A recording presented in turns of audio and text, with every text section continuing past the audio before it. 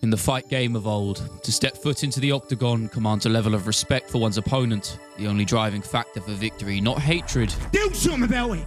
Do something about it! Yeah, you'll do nothing! But an innate drive to be the best, a champion.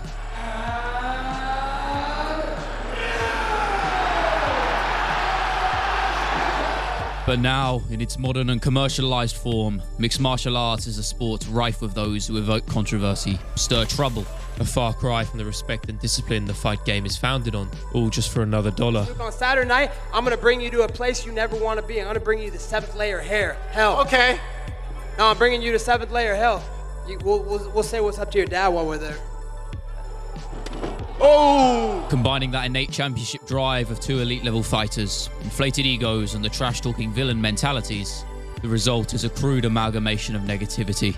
Its final form, an iconic feud between two warriors.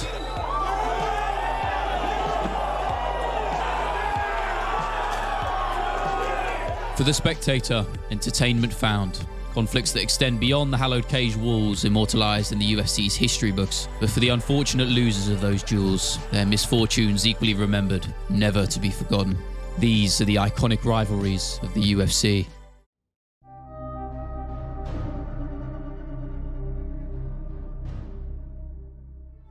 This compendium of stories would feel incomplete without the addition of the notorious. Conor McGregor has had his fair share of feuds, almost all ignited through his own actions rather than an opponent's. So much. He might get mad. Who might get mad? Where is he at? What's he gonna do? I didn't do anything. Yeah, I'm just there. I'm gonna go stand somewhere else. Don't drink. Yo, drink. You like it? Yeah, It looks good, right? No, never. Say goodbye. For the aligned circumstances that forged a conflict with one Nathan Diaz, maybe the greatest stroke of luck the sport has ever seen. 2015 marked the year Conor McGregor had reached sporting immortality. A victory over Jose Aldo had cemented what he had always believed himself to be, an undisputed champion. His level of stardom so unprecedented, it is more than fair to say he was given preferential treatment, which in a game as unforgiving as this one, left the other contenders feeling slighted. Diaz was one of those men. A hard-working grafter of the lightweight division for years, a victory against Michael Johnson would be the springboard, the very moment a legendary rivalry ignited. Yeah, Conor McGregor, you're taking everything I work for, I'm gonna fight your You know what's the real fight? What's the real money fight is me, not these clowns that you already punked at the press conference. A scathing call-out that caught McGregor's eye, but at least for now, the two men were on different wavelengths ladder-wise. McGregor would get the green light to challenge for simultaneous double champ glory, an accolade that no one before had ever achieved. Me and Jesus are cool. I'm cool with all the gods. Gods recognize gods.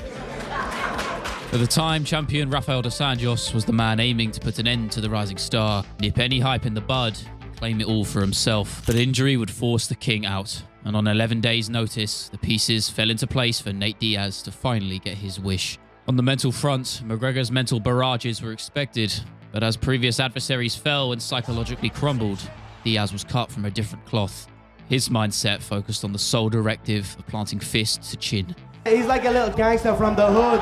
He makes gun signs with the right hand and animal balloons with the left hand. Fuck you. Fuck you now. I don't give a fuck what you say, motherfucker. Gentlemen, if you don't mind, just if you wouldn't mind counting to 10. Nate can only count to 5.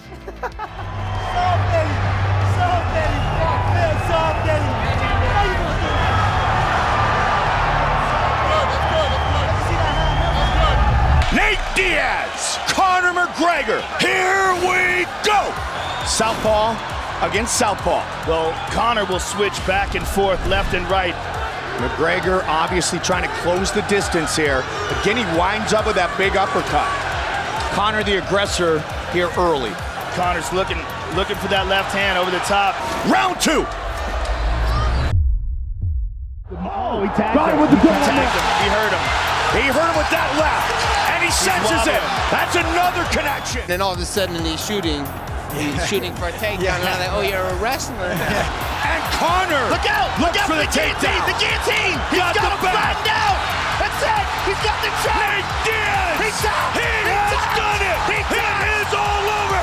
Nate Diaz beats Conor McGregor. A highlight reel finish for the ages.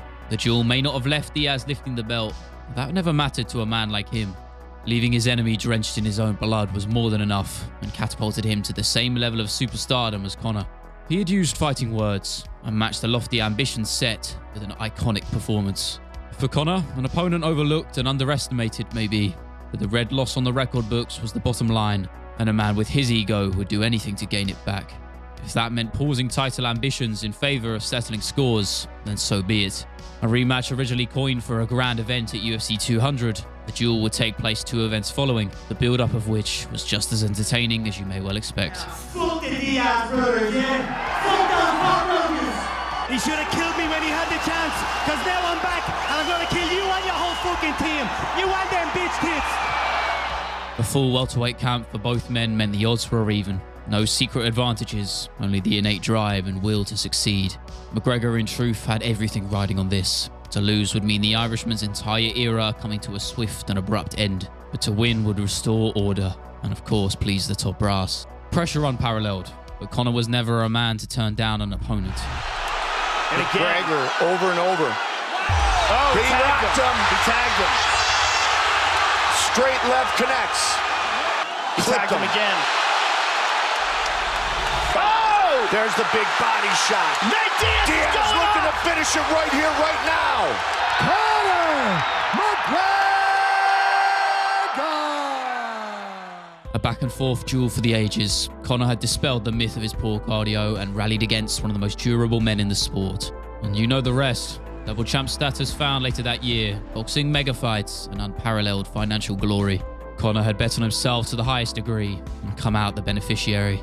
Demons settled, and a money-fueled rubber match was the logical final step, but it would never sadly come to fruition. For whatever the reason, it remains to this day one of the sport's biggest ever what-ifs.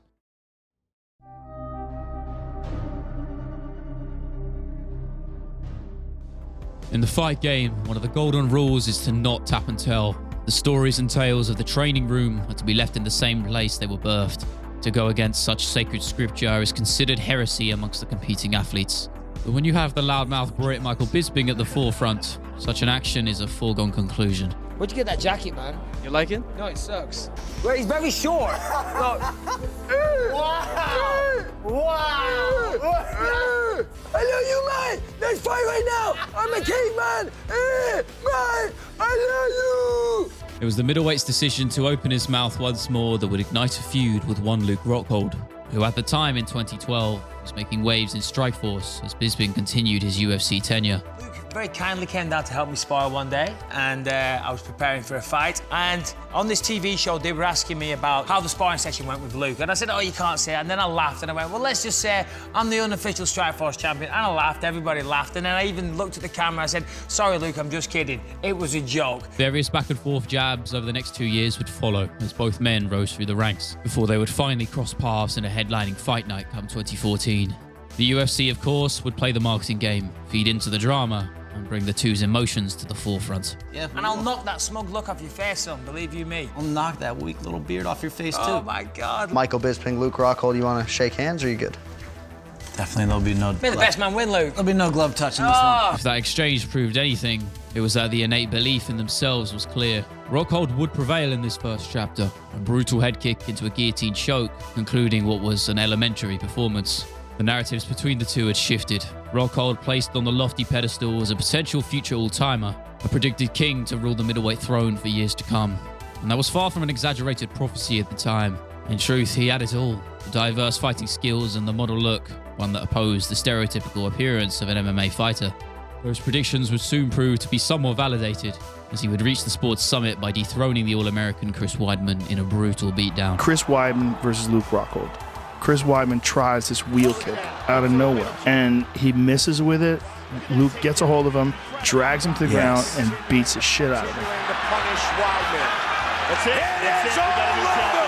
Luke Rockhold is the new UFC middleweight champion of the world.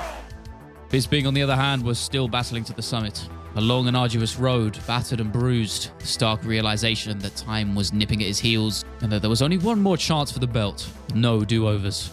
And following a 3-fight winning streak, the last of which an emphatic rally against Anderson Silva, the MMA gods would align to give the count not the belt, but a chance at it. to shake off old demons and claim the ultimate prize. And my phone starts exploding, lighting up like a Christmas tree. And I'm like, what the hell? And then Ariel Hawani calls me. He's like, Mike, Dana just announced on Sports Center that you're fighting for the belt. All the doubt starts creeping in. I start thinking, Jesus Christ, this is just so typical.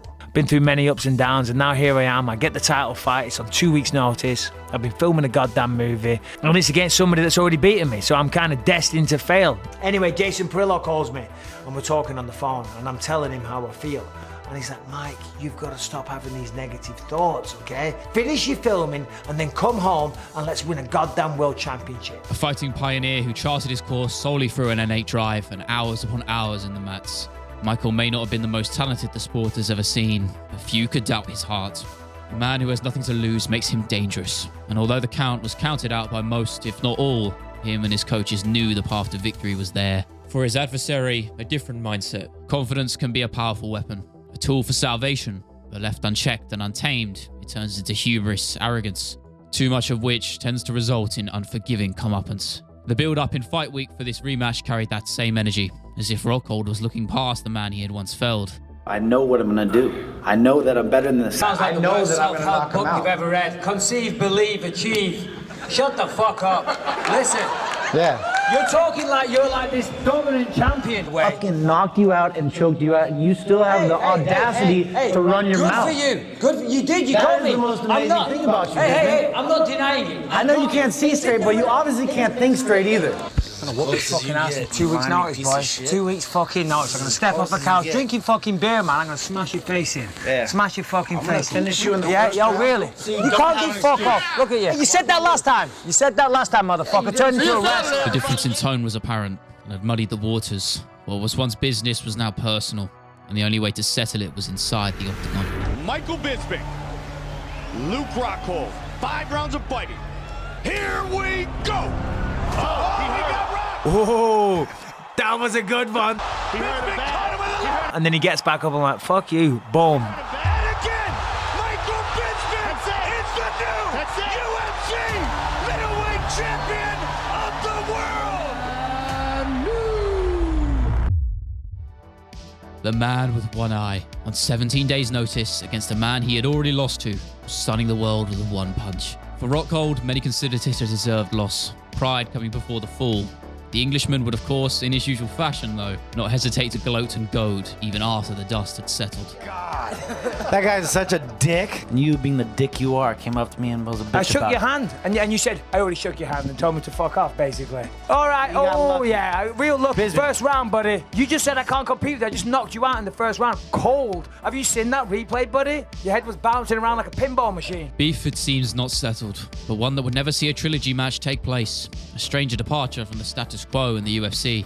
But alas, the MMA gods work in strange ways. It seems like, unlike many of these tales, the two would finally settle their drama, come to respect one another as competitors, and maybe even men outside of it. What about a pint? Do you see yourself having a pint with Rockhold now that it's all ancient history? Yeah, I'd happily share a beer with Rockhold. Sometimes you gotta let things go. I can't say I would be opposed. You know, the past is the past, and the story's been told, and it's time to move forward. All right, we're here at the Ruka Training Center. Come on, Luke. Give me a shout out. Come on, buddy. Lucy, get him. Get him. Thanks, buddy. So we got Luke Rockhold's dog here. Come here. Come here. He likes me more than Luke. I got his doggy here. He's coming home with me.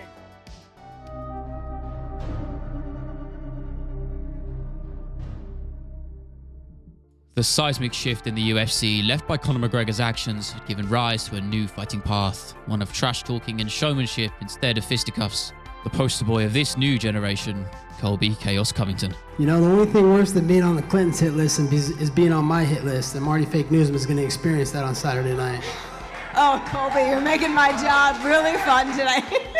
Once a humble contender of the welterweight division, as hard as it may be to believe, he was soft-spoken, respectful, and gradually climbing the ranks.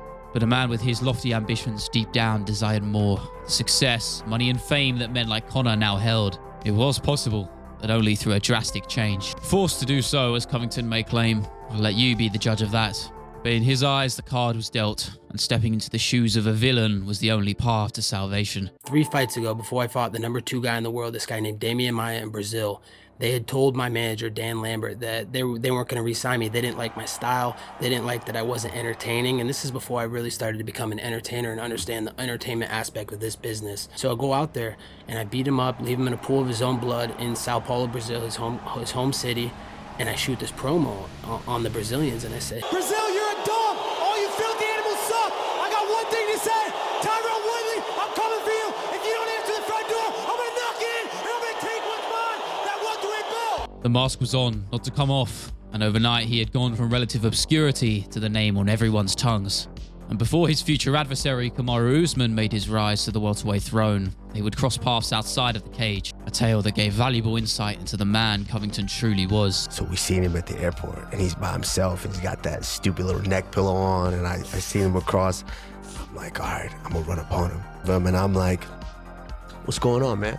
I give him the look, like the tough look. What's going on, man? And he was so nice. I felt like a jerk, and I'm like, all right, see you later.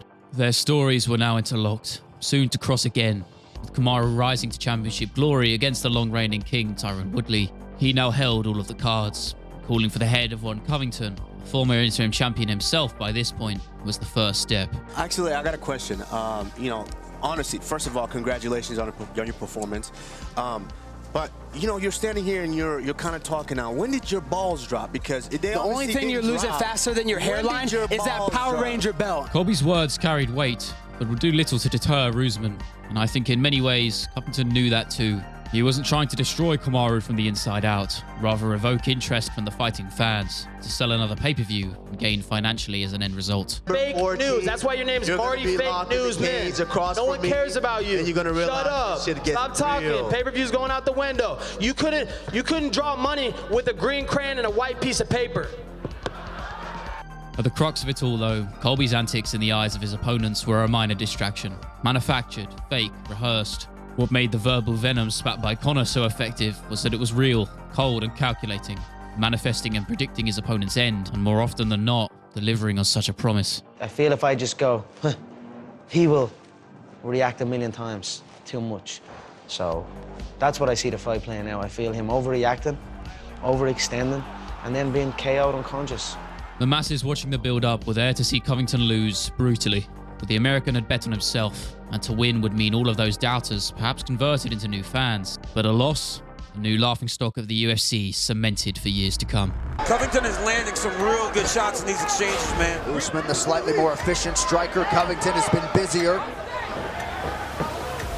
Oh, big right towards the end of the round. I think I broke my jaw.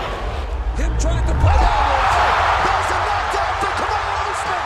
Covington back to his feet. Oh, another knockdown. Trying to put Covington away. That is it. And still, Kamaru Usman finishes Colby Covington. That has got to feel good. That crestfallen expression, broken physically and mentally by Usman's resolve, the real Covington had reared his head in the wake of defeat. But truth be told, his fighting stock had remained. Colby had shown an admirable account of himself until the stoppage, one many still consider to be premature.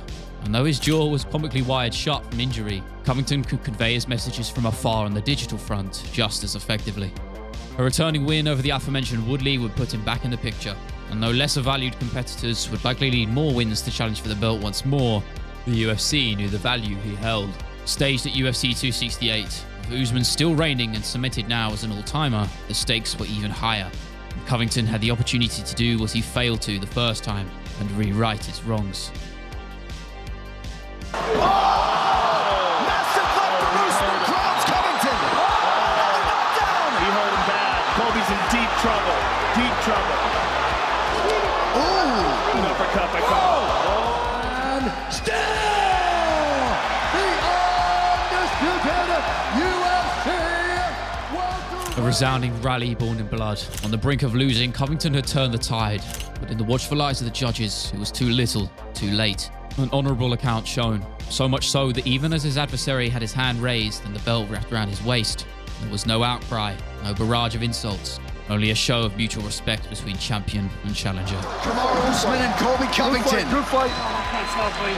What? You know I'm trying to sell it for you. I can't put money back. I'm not. Sorry, look. I got some money. I like that. Good job, gentlemen. Good job. Much respect. Much respect.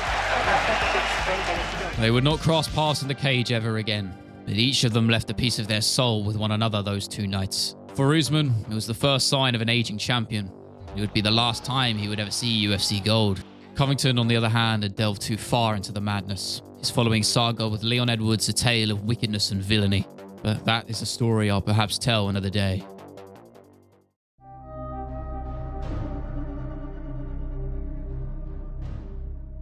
Whilst many of these stories were built on accentuated banter and competitive drive, the tale of 2 bantamweight kings, TJ Dillashaw and Cody Garbrandt, is one founded on bad blood, plucked out of a fantasy novel.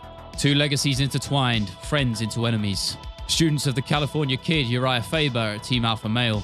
The 2 bantamweights were the shining example of what mixed martial artists could and should be. One a champion, one a contender, and both working their way to be the greatest of all time. But tensions had risen. Dillashaw's growing attachment to striking coach Dwayne Ludwig had fractured his relations with Faber on a personal and business basis. And whilst Faber nor Cody weren't able to see it, or perhaps simply wouldn't even admit it, Dillashaw was looking beyond them, and come the Ultimate Fighter, who else than the king of soul reading Conor McGregor would be the fuse for it all to kick off. Where's the little snake? Where's the little weasel? Has he got Dwayne with him? Him and Dwayne, come over, take over the show. They take over your gym, they'll take over the show too, I'm sure. Why can't you sit and talk about TJ without saying something? Cause boy, that's loyalty. What, you gonna do something about it? What you gonna do? I'll do something about it. Well, do something then. Do something then, you. Do something then, you. Phil. You'll do nothing, you little twerp, yeah? You'll do. Though in that moment of fury, Garbrandt would defend Dillashaw, willing to withstand physical punishment for his friend. The psychological seeds had been sown, and those mental cracks were turned into bursting fissures. The culmination of which was TJ cutting ties with Alpha Male to seek his goals elsewhere with Dwayne, and abandon the men he had spent years forging bonds with. Now he's no longer part of our team, and he's also getting paid to go somewhere else. He's no longer contributing in any way, and he wants to come in and spar our guys and he basically wanted to be on our team, benefit of our team without being a part of the team anymore and getting paid to be somewhere else. Cody would naturally share the same sentiment as his coach. It was treason of the highest order, and now they weren't to climb the rankings alongside one another. Instead, they were in each other's crosshairs. It was personal. Garbrandt was fighting for legacy, sure, but also to uphold the reputation of his gym and coach.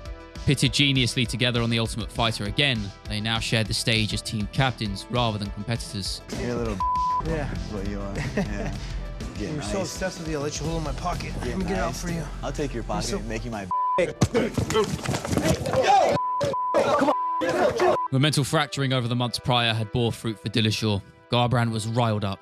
Now with the belt in his possession rather than TJ's, the pressure was on to defend not just his honor, but the 10.5 pounds of gold wrapped around his waist. Let's ask you, TJ, is this more about that belt that's sitting on the other table right now? He just needs the money. That's why he's here. He wanted to fight Mighty Mouse. That's why. He's a money fight. You can talk all you want, show your insecurities, show who you really are. We're going to get out there. I'm going to break your ass. You can do all the conditioning in the world with your new coach. You can't condition that fucking chin of yours.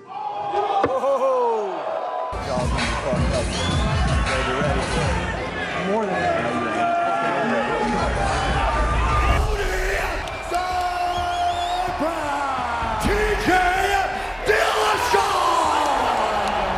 The rules in the locker room. Watch me like commands at all time. Watch fake shows at all time. It's getting hot in here.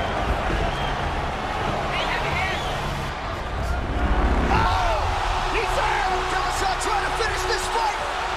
That's it! Wow! TJ Dillashaw has done it!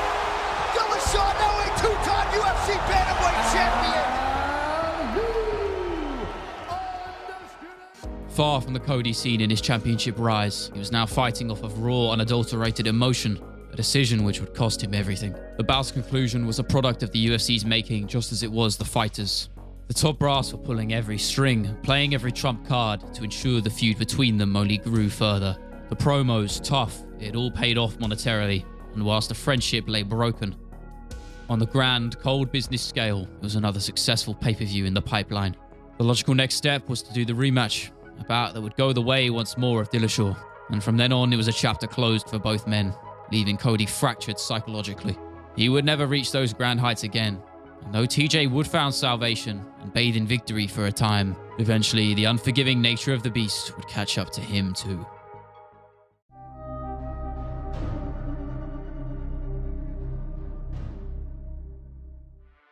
The story of Jon Jones is one rife with turmoil and misery amidst a sea of golden glory. And it's one that, for better or worse, is forever woven with Daniel DC Cormier's. Even in the world of MMA, where the moral lines are blurry and boundaries are pushed to the absolute extreme, there has never been a clearer-cut case of good versus evil.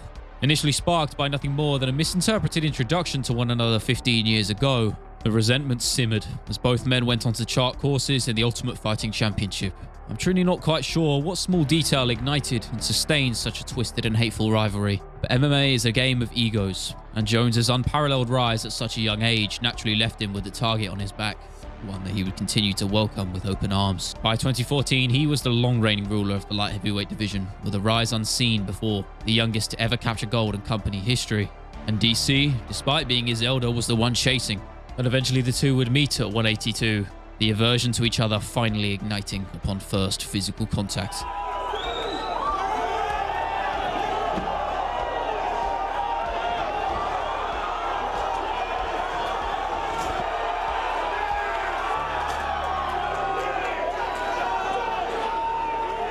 Such an incident taking place in the modern fight game would simply be another day at the office, but this was before the rise of Conor McGregor and the showmanship era. Fights outside of the octagon weren't celebrated and used to fuel a pay-per-view. They were rightfully condemned and shunned. Financial ramifications were set in place, but it would do little to quell any bad blood. And come media day on fight week, once the cameras seemingly stopped rolling, Jon Jones's masked nice guy facade would slip once more. Hey, are you still there? I'm here. Yeah. I'm here. You are just the fakest person. I actually admire that you can actually be this fake. I wish they would let me next door so I could spit in your face. You know I would absolutely kill you if you ever did something like that, You right? could never kill me. Oh, I bet you I could. Then you should try, John. You really should try, John. No, I would literally kill you if you spit in my face. Yeah, let's try that, John. Literally kill you. Let's try that, John. Soon enough, they would get their desired chance to lay hands on one another, legally, and for all of the marbles. Good kick by Jones. Look at this. John's taking down DC. Look at this. Goes the distance.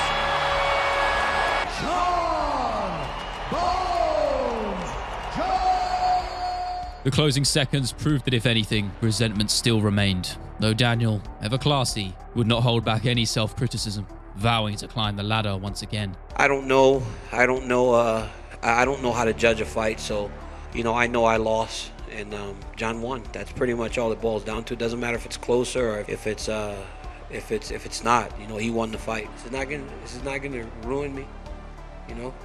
One way or the other. I'm gonna stand across the cage from that man again, and I'll believe just as I did tonight, and I'll take the fight to him again, I guess. And eventually that chance would come at UFC 200, the biggest event the company had ever produced at the time. Him and Jones had the opportunity to duke it out as the privileged headliners, only proving that their feud not only remained, but it was encouraged and entertained. But as I'm sure you know by now, nothing is ever simple with Jonathan Jones. Amidst the court dealings and arrests, his next mistake would only create a further divide between him and his opponent.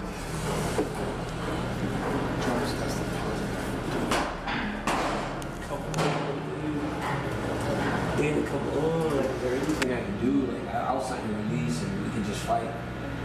Can't do it. Feigning sympathy, the boy who cried wolf. The two would have to wait. Following another lengthy suspension, would finally make it official. This time with Cormier the reigning king and Jones the interim. A unification bout was the natural order of all things. No more roadblocks or obstacles. It was time. Jones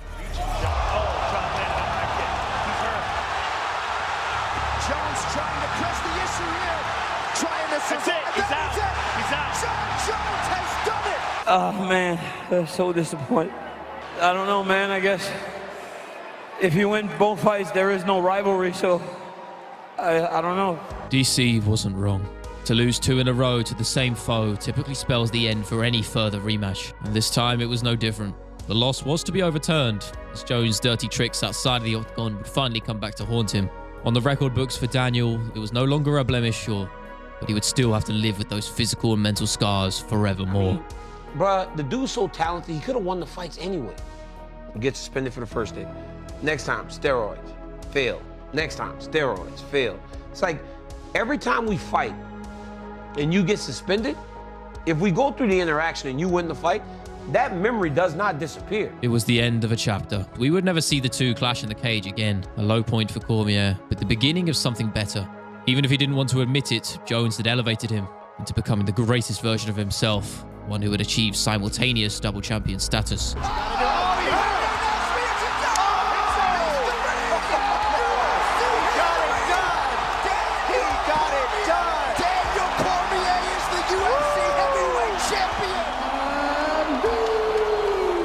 And what of his adversary?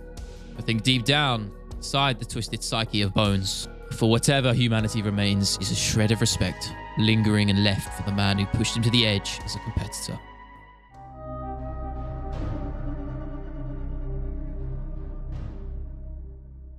Anderson Silva, you absolutely suck. Chael Sonnen may be a man without a UFC championship belt to his name, but rest assured, his trash-talking antics have cemented him as far more iconic than many who reached the sport's precipice. The original bad guy, he ushered in the trash-talking era before even the Notorious made his mark. There's something wrong with your tooth in Brazil. Some witch doctor waves a fish bone in front of your face and hopes your mouth feels better. But Chael wasn't just a man of words, he was one of action within the cage. A relentless wrestler akin to a Colby Covington. His style may not have been the most exciting, sure, but it was effective. And the build-up and aftermath to each bout more than made up for it. 3 straight wins through 2009 and 2010 had him near the middleweight summit. The only man standing in his way, the champion himself. A king, of course, who was no mere mortal. Instead, one of the greatest fighters who ever graced the game. The antithesis to everything Chael represented. Anderson the Spider Silva was the quiet, respectful type outside of the octagon, and comically disrespectful inside of it. A style of striking that none had brought to the table then, and still now, the Brazilian was a fan favourite due to his fighting rather than actions on the mic. The yin to Sonnen's yang. 2 adversaries pitted against each other through fate itself. And of course, come the build-up, Chael would attempt to bring Anderson down to his level. Motivated through money and pay-per-view sales, yes, but perhaps also to find any form of psychological edge. Against a man as dominant and resolute as Anderson, though, it would take a mental barrage. I'm not in here to get the silver medal or say I one time fought in the main event. I'm here purely to win the world championship, period. And it doesn't have a lot to do with Anderson. Getting to beat up Anderson is just a bonus. I say the name Anderson Silva, first thing that comes to mind is what? Fraud, phony. Third thing that comes to mind. Your time has passed. Welcome to 2000 and Chael. This isn't a fight that's going to be tit for tat. This isn't a war. We're not going to go out and battle each other. This is going to be a one-sided pounding, and I'm swinging the hammer. Come their eventual scrap at UFC 117, it would seem that all of the tiresome and relentless mental attacks had remarkably bore fruit. A man with 9 title defenses, undefeated for years, finally exposed as a mere mortal in the gladiator's pit. Oh, he rocked him! He hurt him! Chael Sonnen is one of the very best in the world at grinding and beating guys up from the top position. But Silva was always the man with a flair for the dramatic, and from the jaws of defeat, victory found at the death. Triangle, watch out! Triangle! This is trouble! He's tapping it! We fought for 5 rounds. He gets a submission in the 5th. Now, I didn't understand the rules. I thought if you tapped, you lost that round. So I won the first 4, and then he's going to win the 5th, and we're going to go to the judges. It turns out I got to plead ignorance, but now I know. A rivalry that, if not already ignited by the flames of Sonnen's words, was now fully set in motion by the highlight reel conclusion. It was little surprise that they would eventually clash again, but Sonnen had work to do. And with 2 returning wins over Michael Bisping and Brian Stann, the only thing fueling him to victory was that sole chance at redemption. I beat you! You leave the division. You beat me. I will leave the UFC forever. Chael Sonnen, ladies and gentlemen. On top of the trash talking from the American side piquing interest, the narrative of that epic finale the first time round had the hype levels at boiling point.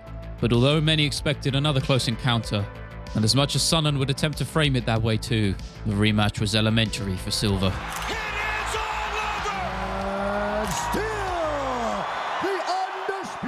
Over a decade on, both men retired and out of the game. The feud had simmered down, all negative thoughts and feelings left inside that octagon, each a fragment of the soul left behind. But they would meet again once more just the other month, even if for a quick paycheck, This time they would duke it out in the squared circle for an exhibition match.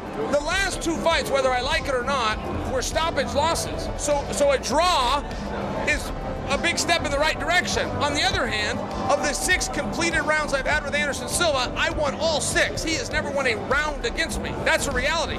Tonight he won rounds. So big deal for me to get a draw, big deal for him to win a round.